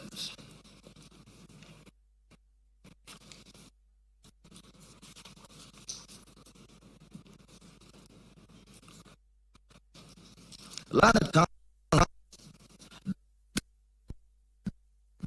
3B of the County Government Act, which that the Senate may appoint a committee in governor.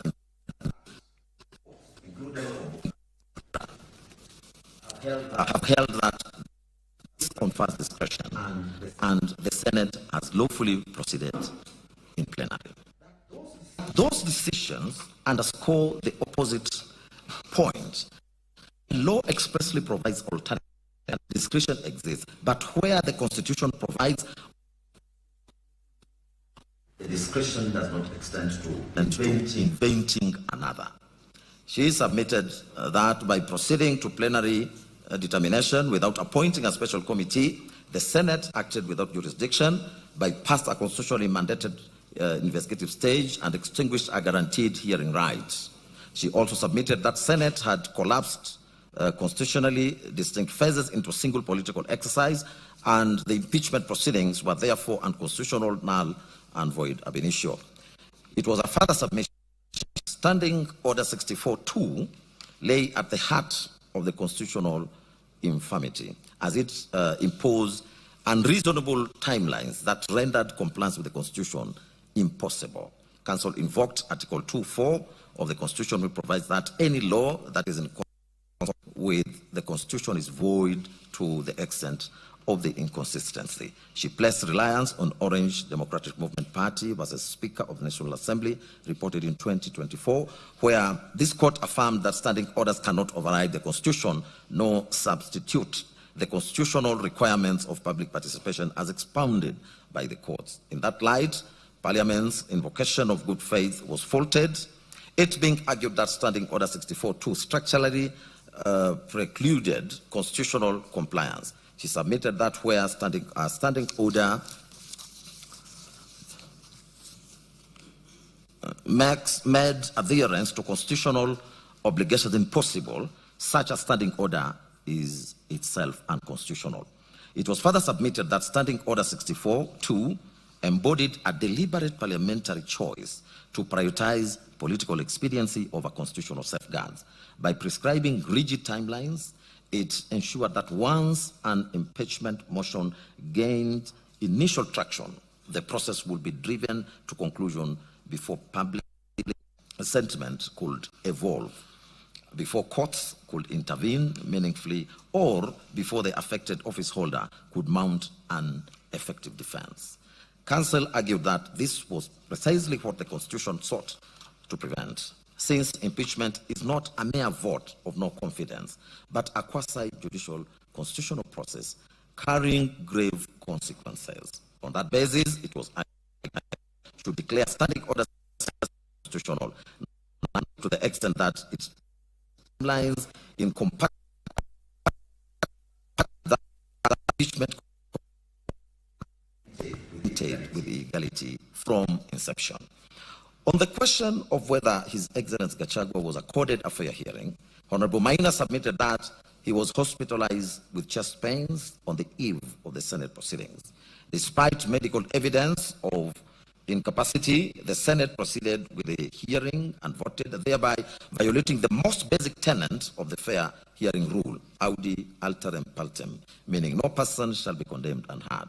Counsel further argued that the 12 days between service of the motion and the National Assembly vote were constitutionally inadequate, given that Article 50, Subarticle 2B guaranteed the right to have sufficient time and facilities to prepare defense. His Excellency Gachagua, it was emphasized, faced 11 complex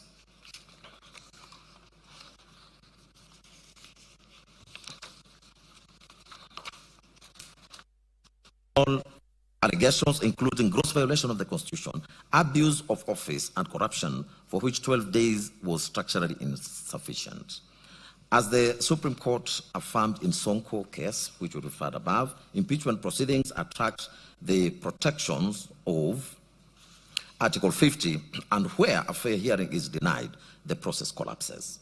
On the issue of bias and predetermination, Learned Counsel submitted that both Speakers of Parliament, as presiding officers over the impeachment motion, were constitutionally required to maintain impartiality, but acted contrary.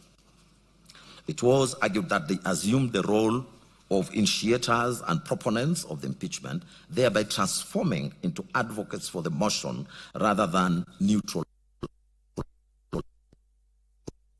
Moses was said to statements endorsing the impeachment before presiding over the proceedings.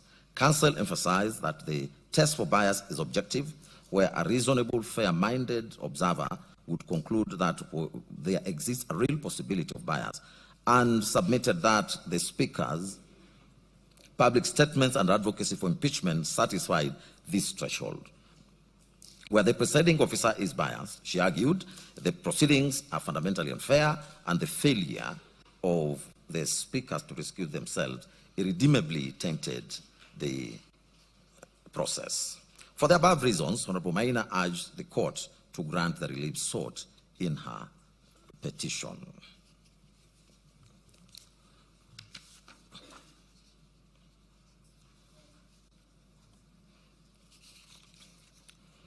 Next is the 4th to 8th petitioners' cases.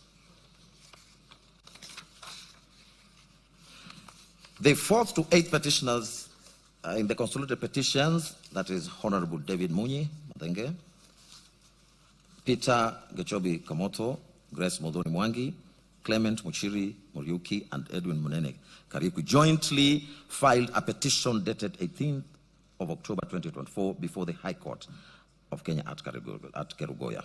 They describe themselves as residents and leaders drawn from various constituencies within Kirinyaga County, and stated that they instituted the petition both in their personal capacities on behalf of their residents of their respective constituencies and in the wider public interest.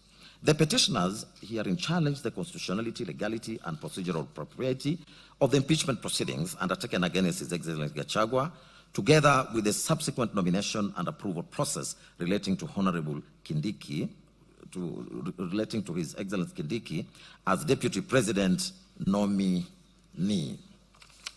They contended that the public participation process conducted by the National Assembly on the 4th and 5th was illusory, inaccessible, and unconstitutional.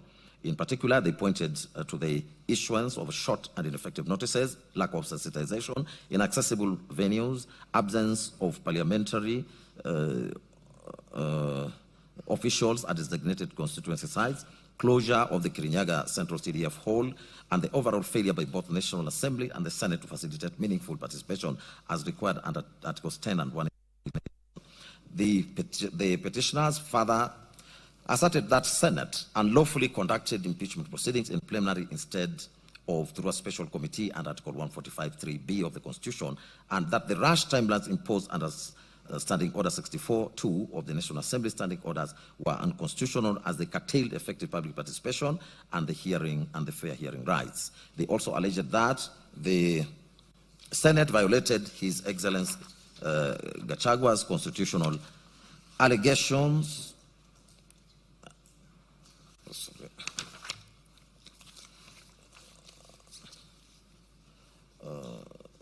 They also alleged that the Senate violated His Excellency Gachagua's non-derogable rights under Article 25(c) and 50 of the Constitution by refusing to adjourn proceedings on the 17th of October 2024, despite his hospitalization and medical emergency, thereby denying him an adequate opportunity to be heard. In addition, the petitioners challenged the legality of the nomination and approval process of His Excellency Kindiki as Deputy President nominee, contending that the process contravened Sections 3 and 6 of the Public Appointments Parliamentary Approval Act, Chapter 7 of the Laws of Kenya, for want of adequate notice and public participation. The petitioners then sought the following prayers. A declaration that the appointment of Professor Kithure Kindiki, the second interested party herein, as Deputy President of the Republic of Kenya is invalid, null and void.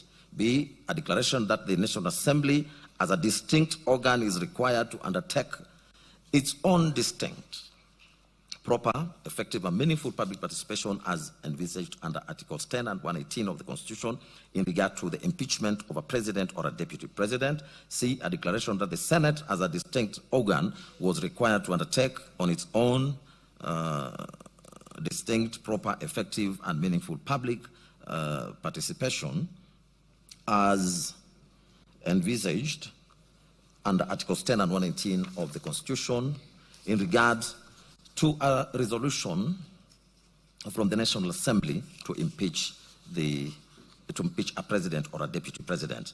D, a declaration that the public participation as scheduled by the first and the second respondent on 4th of October regarding the special motion was not a proper and effective and meaningful public participation as envisaged in Articles 10 and 18 of the Constitution. E, a declaration that the extended public participation scheduled by the first and second respondents on 5th October 2024 was in disregard of the court orders issued by the High Court sitting at Kerugoya in constitutional petition number E014 of 2024, Honorable Jane Jerry Maina versus the National Assembly and 4 others, and was not a proper, effective, and meaningful public participation as envisaged under Article 10 of the Constitution. F, a declaration that the impeachment process as against the first interested party was undertaken by the first and second respondents in view of the impugned, improper, ineffective, and meaningful public participation held on the 4th and 5th October was unconstitutional and therefore void. G, a declaration that the failure by the third and the fourth respondents to undertake any public participation at all in regard to the impeachment proceedings in the Senate as against the first interested party renders the whole Senate impeachment process unlawful and void. H, an order of certiorari to bring up into this honorable court and quash the decision and or the resolution by the first and the third respondents made on the 8th of October 2024 and 17th of October 2024, respectively, resolving to remove the first interested party as deputy president of Kenya by impeachment.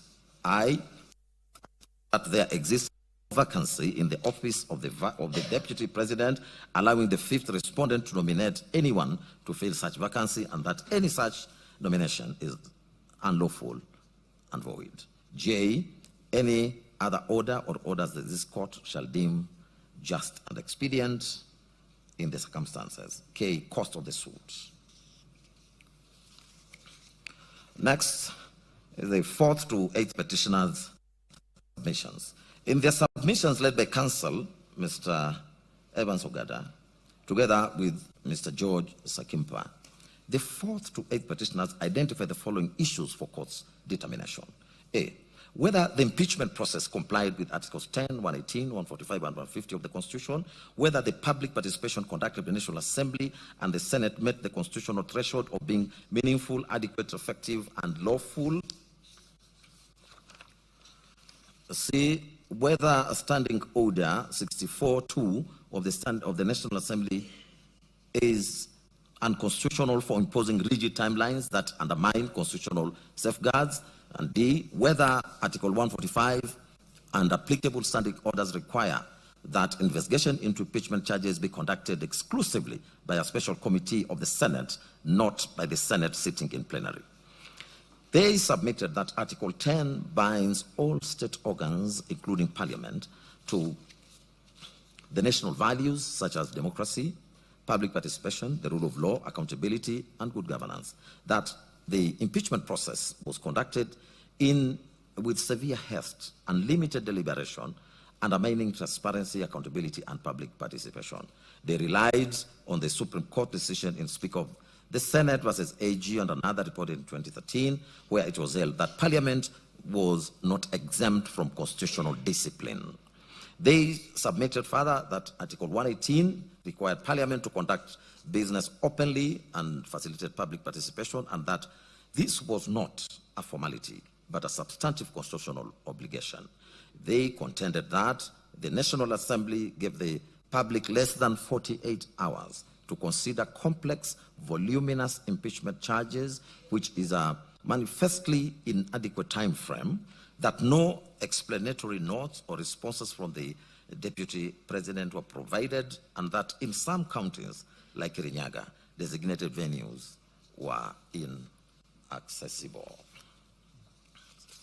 They further asserted that the Senate conducted no independent public participation at all, as it is a deficient exercise, which cannot cure the constitutional breach.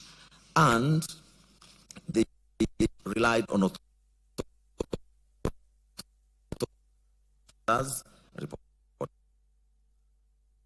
National Assembly and another versus Okoit and 55 others. Civil appeal number E003 of 2023, consolidated with others. This is the decision of the Court of Appeal. They also relied on the decision of Doctors for Life and report and the decision in Legal Advice Center, and 2 others versus County Government of Mombasa. On the unconstitutionality of the National Assembly Standing Order 64-2, Learned Counsel argued that the provision imposes rigid and unreasonable timeline that make meaningful public participation impossible, and that while Article 124 empowered Parliament to make standing orders, such orders are subordinate to the Constitution and cannot defeat constitutional rights, and Article 24 voids any law inconsistent with the Constitution. The petitioners urge the court to declare Standing Order number 64-2 unconstitutional. As the matter in which the Senate proceedings were to be undertaken, Council submitted that Article 145.3 provided that the Senate must appoint a special committee to investigate impeachment charges, and that the use of the conjunctive and between sub-articles A and B makes the special committee process constitutionally inseparable from the investigative phase. That Articles 145, Sub-Article 4, Sub-Article 5, and Sub-Article 6 refer exclusively to the special committee, and that there is no mention of plenary investigation or under expresso inimus est exclusio ulteriors that excluded all other modes of investigation. The petitioners submitted further that the special committee ensured separation of investigations and adjudicative functions, preventing bias and predetermination, and the Senate's decision to bypass the special committee and proceed in plenary fused investigation, hearing, and the judgment into a single political process, violating the hierarchical and sequential structure of Article 145. Learned Counsel placed reliance on Martin Nyaga, Mobora, and 3 others as the Speaker of the Senate. This is the Court of Appeal decision, where the Court of Appeal held that the removal of a governor, which mirrors Article 145, is hierarchical and sequential in nature. Counsel argued that the Deputy President was denied a constitutionally prescribed procedural safeguard available to state officers facing removal, thereby violating Article 27 on equality and non-discrimination. The further submitted that Article 50, Sub-Article 1 guarantees the right to a fair hearing, which is expressly protected as non-derogable under Article 25C. Proceeding with impeachment proceedings while the Deputy President was hospitalized and rejecting a reasonable request for adjournment amounted to a gross violation of natural justice. Counsel emphasized that fairness was the unassailable foundation of any removal process. In support, they cited Gahagua versus Speaker, National Assembly, and 3 others, High Court decision, where the High Court reaffirmed that the right to a fair hearing as non-derogable and that any violation renders the process null and void. Counsel concluded by submitting that the Constitution does not permit Parliament to sacrifice legality at the altar of expediency, and urged this court to reaffirm constitutional supremacy and protect the sovereignty of the people of Kenya.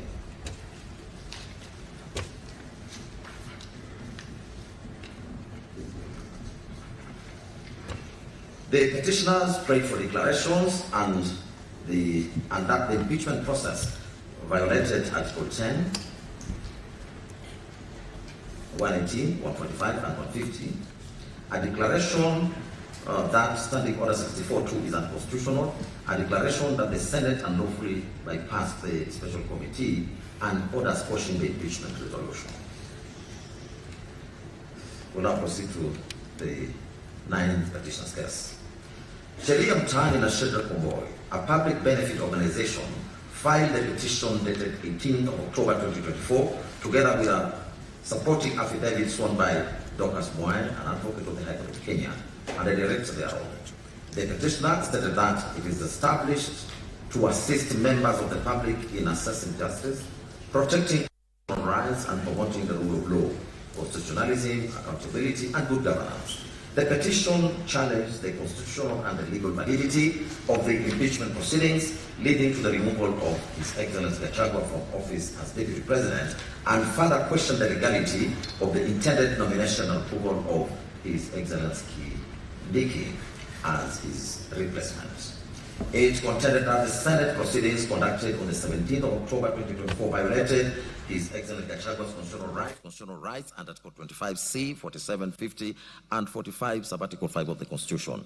That the Senate unreasonably declined to adjourn the impeachment proceedings despite being informed that His Excellency Gachagua had fallen ill and had been admitted at current home, thereby denying him an opportunity to personally defend himself against the impeachment charges. It was further alleged that the Senate acted in breach of the constitutional requirements of fair hearing, procedural fairness, and natural justice by proceeding with the impeachment in the absence of His Excellency Gachagua, while allowing the proceedings to continue on the basis of strict constitutional timelines.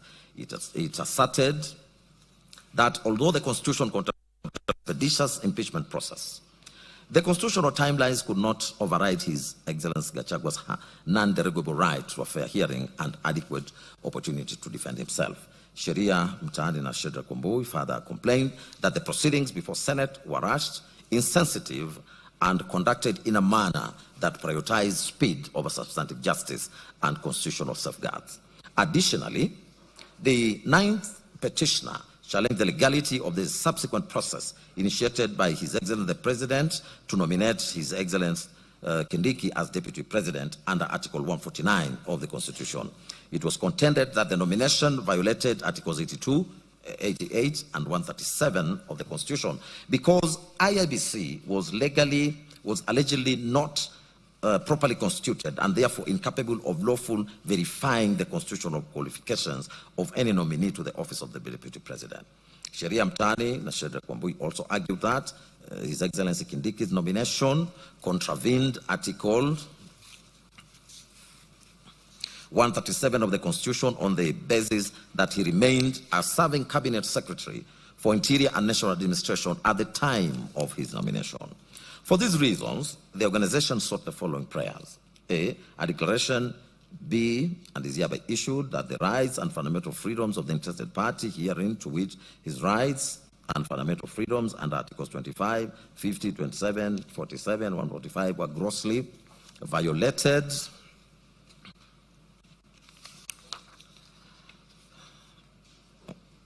by the third respondent on the 17th of October 2024 for declining to grant him an adjournment on the Senate sitting deliberating on his removal from office by way of impeachment. B, a declaration does hereby issue that the decision by the third respondent to have the interested party removed from office by way of impeachment to the extent that it was done in gross violation of Articles 25, C, 50, 27, 47, and 145.5 of the Constitution was unconstitutional to the extent of its unconstitutionality and null and void ab initio. C, a declaration that any subsequent replacement of the interested party, if at all, to the office of the Deputy President of the Republic of Kenya was unconstitutional and therefore null and void ab initio.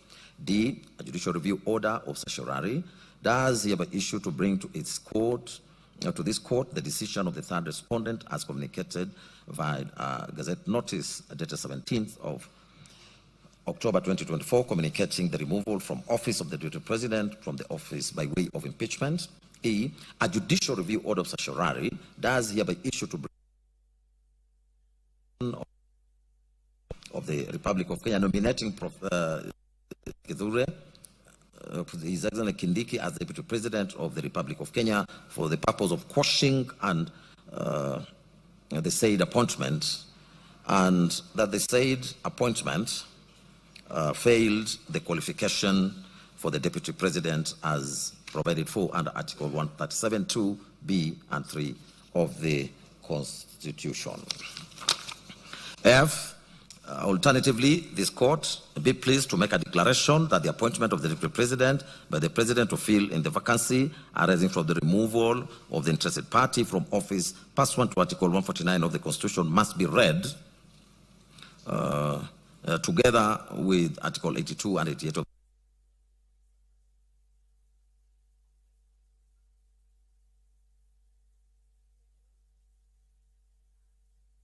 the met that the approval of Professor Kithure Kindiki, or any other person as Deputy President of the Republic of Kenya is subject to Article 82 and 88 and 137 of the Constitution. Costs of the petition be provided, interest on one above at court rates, repayment in full, and this could be placed to make any further and other relief as it may be fit in the circumstances. In respect of the 9th respondent submissions, led by Counsel Shadrach Omori, the 9th respondent identified 3 principal issues for court's determination. A, whether the nomination of a deputy president can be legally finalized or approved in the absence of a fully constituted commissioners of the IEBC under Articles 82 and 88 of the Constitution.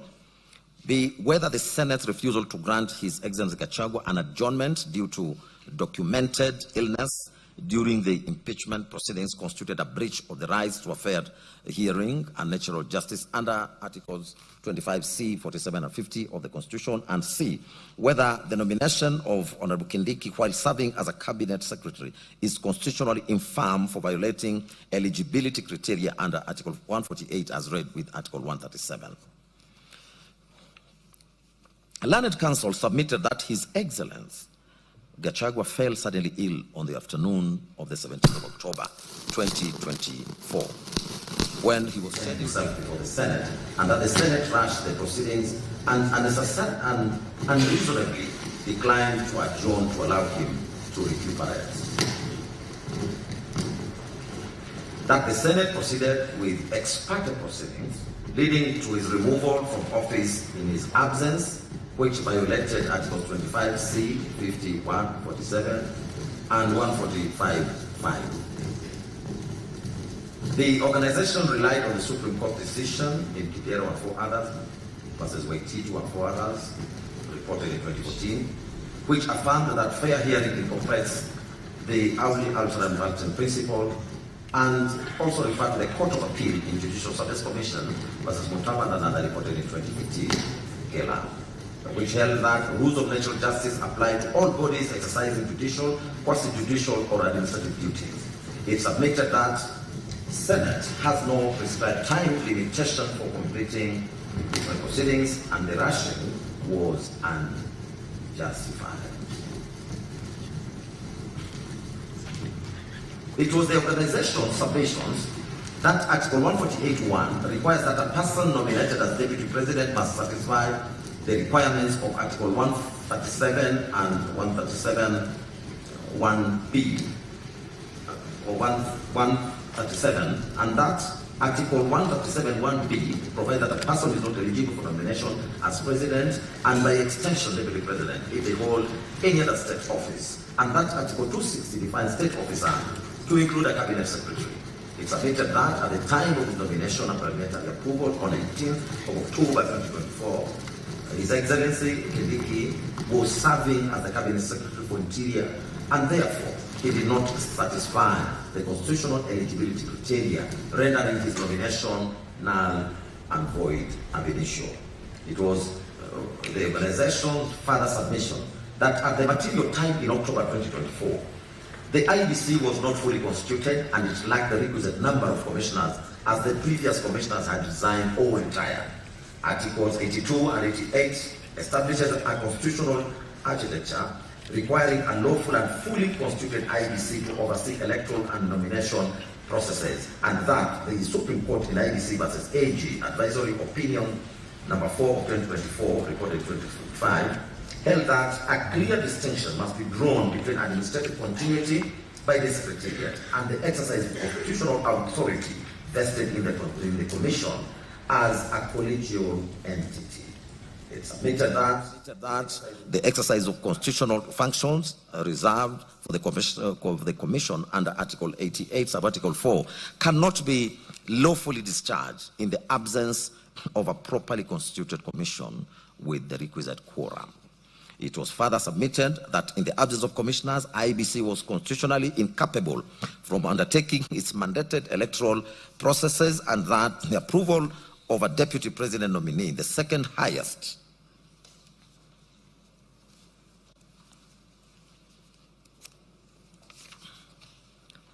constitutional office is no less a substantive constitutional responsibility than the limitation of boundaries. The same principle applies with equal force. The organization urged this court to apply Article 10 on the national values and principle of governance that brings all state organs, Article 20, Subarticle 3b in the Dubia Pro Libertate doctrine, that where in doubt, the court ought to adopt the interpretation that most favors endorsement, enforcement of a right created in Jacqueline Okuta and another versus AG, High Court reported in 2017, and that it further submitted that the unconstitutional exercise of a legislative mandate cannot be shielded from judicial scrutiny, as was held in Commission for Implementation of Constitution versus National Assembly of Kenya and two others, 2013, KLR reported.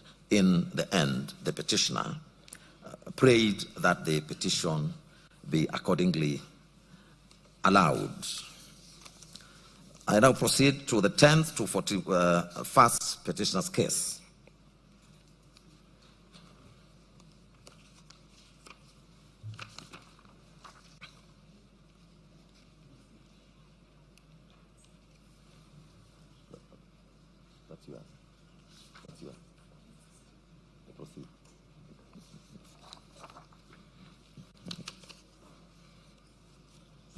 Let me take the 10th to 41st petitioner's case. The 10th to 41st petitioners are a group of Kenyan citizens and one registered association, primarily from Central Kenya region. They filed the petition dated the 17th of October 2024. That was amended on the 18th of June 2025, re-amended on the 16th of December 2025.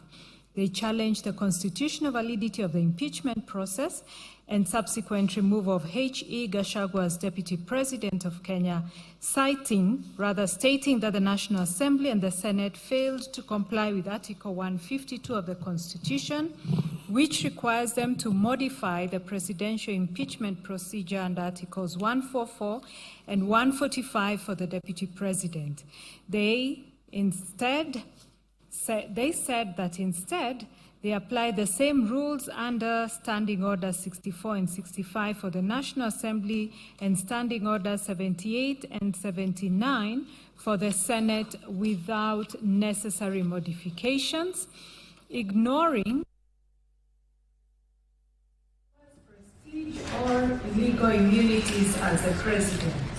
The petitioners avowed that this failure rendered the entire impeachment process invalid, null and void ab initio, and violated the right to a fair hearing under Articles 25, 27, and 50. It was their further position that the impeachment was not a genuine parliamentary process, but was engineered, sponsored, and bulldozed by political and financial inducements to capture Parliament, turning it into a tool to remove the DP and settle political scores, thereby subverting the sovereign will of the people who elected the Deputy President in the August 2022 general election. They asserted that the President and the Deputy President were elected on a joint ticket and that the impeachment violated the rights of the petitioners and other voters from the Central Kenya region who voted for that joint mandate. The petitioners also highlighted and incorporated arguments from Nairobi High Court Constitutional Petition 356 of 2024. In that matter, it was alleged that both H.E. President Ruto and H.E. Gachagua had violated their oaths of office and the Constitution through various actions. Specifically, it was claimed that the President accepted foreign gifts valued at approximately Kenya shillings 240 million in the form of paid-for jet hire and fuel costs for a state visit to the United States, thereby exceeding the legal threshold permitted for such gifts. It was further alleged that the President entered into a secretive treaty with the United States to designate Kenya as a non-NATO ally without tabling the agreement before the National Assembly and Senate as required by constitutional oversight. Additional claims included intimidation and threats directed at members of parliament to bypass oversight, as well as inducement of political defections to artificially control the majority party coalition. The petitioners accuse the president of using state violence to criminalize and suppress the Gen Z, otherwise read the Generation X, good governance protests, as well as the July 2023 protests against oppressive taxation and the high cost of living, and that he distributed state appointments along acute ethnic lines. Additionally, H.E. Gachagua was faulted for publicly dividing Kenyan citizens into shareholders and non-shareholders in quotes based on political alignments, whereas H.E. President Ruto is accused of spending hundreds of millions of public funds to conduct avoidable by-elections caused by appointing sitting MPs and senators to the cabinet. The petitioners further argued that the agreement binds H.E. President Ruto to nominate deputy president from the Gikuyu, Embu, or Meru communities, which is the same region as the impeached deputy president. They sought a declaration that the president's power to nominate a new deputy president was subject to certification by the IEBC, that the nominee meets qualifications under Articles 99 and 137, stating that the 14-day and 60-day timelines in Article 149 were meant to ensure public participation across all 90 constituencies. Consequently, the petitioners asked the court to declare the nomination and approval of H.E. Kindiki as the new deputy president as unlawful, null and void. The petitioners thus sought the following reliefs from this court.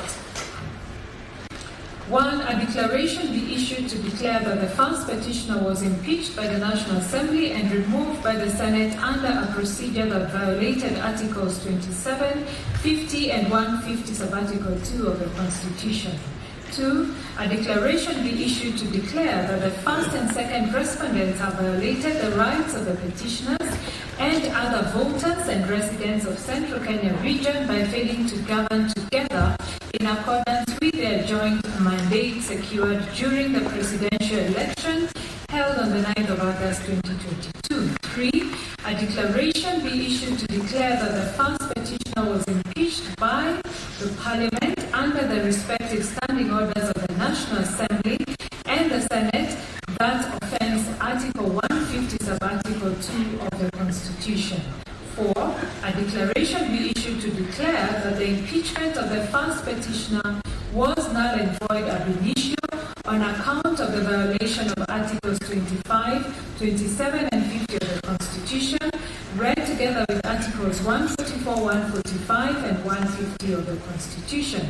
5. A declaration be issued to declare that the second and third to 14th respondents have conspired and schemed to remove the second respondent from office through impeachment in violation of Articles 1, 27, and 38 of the Constitution. 6. A declaration be issued to declare that the second respondent violated Articles 110, 118 and 150 of the Constitution in passing a resolution on 8th October 2024 to remove the second respondent from office. 7. An order of certiorari be issued to quash the resolution of the second respondent passed on 8th October 2024 to approve the motion of impeachment of the first petitioner tabled on 1st October 2024 by the 9th respondent. 8. A declaration be issued to declare that the 6th respondent's power under Article 149 of the Constitution to nominate a person to occupy the office of the Deputy President is subject to certification by the Independent Electoral and Boundaries Commission under Articles 99 and 137 of the Constitution. 9. A declaration declaration be issued to declare that the 14 days period prescribed under Article 149 for the President to nominate a person to occupy the office of Deputy President is to ensure compliance with Articles 10, 38, 99, and 1. A declaration be issued to declare that the 60 days period prescribed under Article 149(1) of the Constitution for the National Assembly to vote on the President's nomination to fill the vacancy in the office of the Deputy President is to ensure compliance with the requirement of public participation in all the 290 constituencies in accordance with Article 1, 10, 27, 38, 118, and 136 of the Constitution. 11. That by dint of Articles 1, 10, 27, and 38 of the Constitution, the first respondent is bound by the Kenya Kwanza Coalition Agreement dated the 5th of April 2022 to nominate a qualified person from either of the Gikuyu, Embu, and Meru communities to fill the vacancy in the office of the Deputy President occasioned by the impeachment of the second respondent. 12. A declaration be issued to declare that the sixth respondent's nomination and of approval, therefore, by the National Assembly of H.E. Honorable Kithure Kindiki, the second interested party herein, as Deputy President is unlawful, null and void ab initio. 13, the Honorable Court be pleased to issue an order of certiorari to quash the nomination by the National Assembly of Honorable Kithure Kindiki as a Deputy President via Gazette notice published in a special issue of the Kenya Gazette dated 18th October 2024. And 14, a declaration be issued to declare that by dint of Articles 1, 10, 27, 38, 91, and 132 of the Constitution, the citizens of Kenya from the Gikuyu, Embu, and Meru communities have a right secured by the results of the presidential election held on 9th August 2022 to have one of them to occupy the office of the Deputy President during the tenure of the first respondent as the President of Kenya. 15, a declaration be issued to declare that Standing Orders number 64 and 65 of the National Assembly Standing Orders violates Article 152 of the Constitution. 16, an order of certiorari be issued to quash Standing Order 64 and 65 of the National Assembly Standing to the extent that they apply to the Deputy President. 17, a declaration be issued to declare the Standing Order 8 and 79 of the adopted of June 2024 violates Article 152 of the Constitution. 18, an order of certiorari be issued to quash Standing Orders number 78 and 79 of the Senate as adopted on 16th June 2024 to the extent that they apply to the Deputy President. 19, an order of mandamus be issued to compel the National Assembly and the Senate, that is the second and fourth respondents herein, to promulgate a procedure for removal of the Deputy President, impeachment envisaged by Article 152 of the Constitution. 20, that a declaration be issued to declare that the first petitioner was impeached through a procedure amounted to political vendetta prescribed by Articles 1, 3, 38 of the Constitution. 21, that a declaration be issued to declare that the sixth respondent engineered, sponsored, opposed the impeachment of the first petitioners in a manner that amounts to abuse of power in violation of Article 3, 38, 50, and 131(2) of the Constitution. 22, costs of the petition be borne by the first and respondents. The 10th and 41st petitioner's submissions In these submissions, the petitioners reiterated that the impeachment proceedings did not stem from legitimate constitutional violations. Instead, they arose directly from a severe political fallout and a politics of betrayal, in quotes, between HE President Ruto and HE Gachagua. They submitted that the impeachment motion was assigned to MP Honorable John Waluke, but however, due to his tainted image from a high-profile corruption case, Honorable Mutuse was brought in as a substitute mover to table the motion on the 4th of October 2024. The petitioners listed the following issues for determination. A, whether the impeachment of H.E. Gachagua was a political witch hunt or a genuine procedure. B, whether H.E. Gachagua was in the Assembly and the Senate under a procedure that violated Articles 27, 50, and 152 of the Constitution. C, whether H.E. Gachagua was lawfully found guilty of ground 1 of the Articles of Impeachment. D, whether the standing orders number 64 and 65 of the National Assembly, standing orders number 78 and 79 of the Senate, under which violate Article 152 of the Constitution. E, whether the Senate's failure to establish a special committee under Article 145(6) of the Constitution rendered the removal of H.E. Gachagua as null and void ab initio. Issue F, whether H.E. Gachagua was subjected to a lawful and fair trial by the Senate. G, whether the 1st to 11th respondents schemed to remove H.E. Gachagua from office in violation of Articles 1, Article 27, and 38 of the Constitution. On the weaponized impeachment for political settlements, the petitioners maintained that the impeachment was completely manufactured by a political fallout rather than the genuine existence of any lawful grounds under Article 151 of the Constitution. That it was the executive and parliament used the sacred device of impeachment as an administrative tool of purely political disputes and vendetta. They submitted that the impeachment proceedings inside both the National Assembly and the Senate were and conducted in absolute violation of procedural guaranteed under the Constitution, as well as the standing orders of both. Specifically maintained that the current rules governing the process, that is, Standing Orders 64 and 65 of the National Assembly and Standing Orders 78 and 79 of the Senate, violate Article 150 sub-Article 2 of the Constitution and must be quashed.